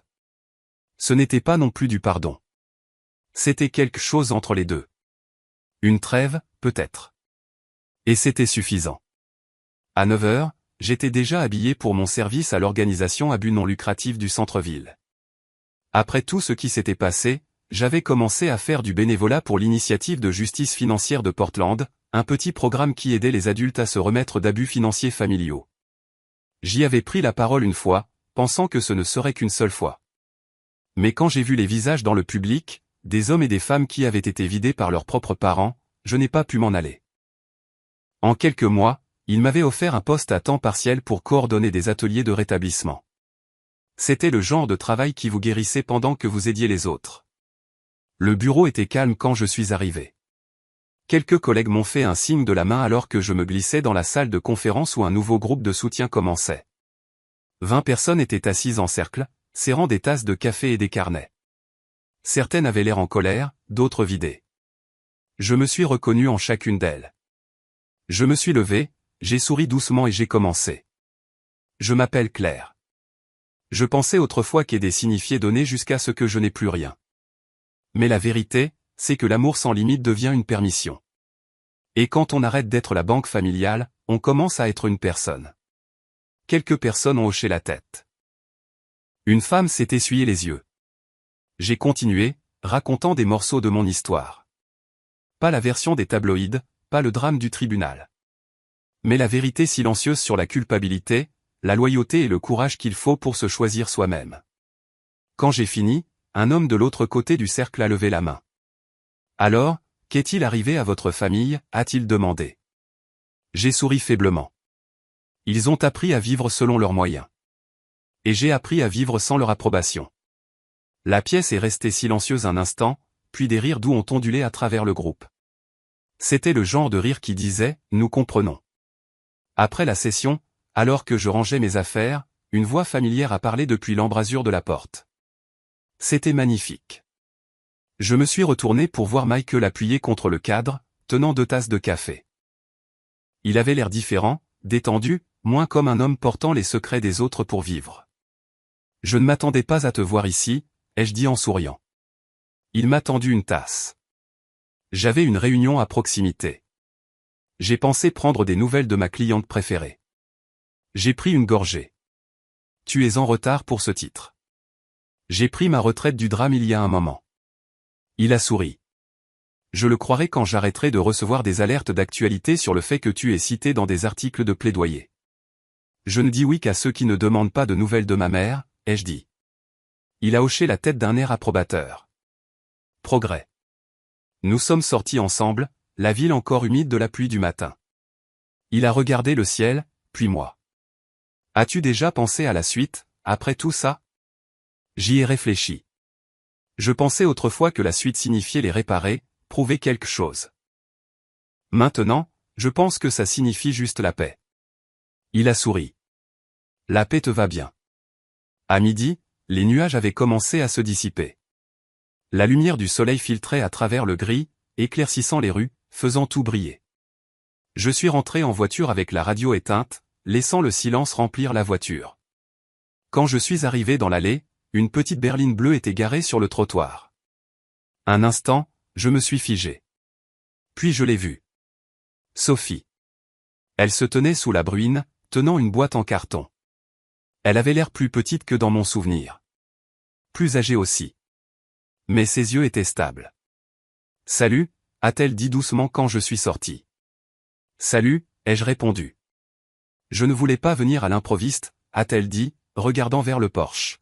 « Mais je me suis dit que tu serais à la maison aujourd'hui. » « Qu'y a-t-il dans la boîte ?»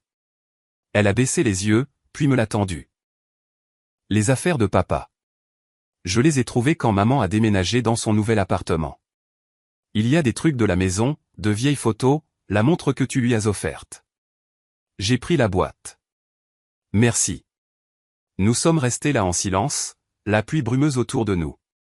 Finalement, elle a dit, « J'ai vu ton interview le mois dernier.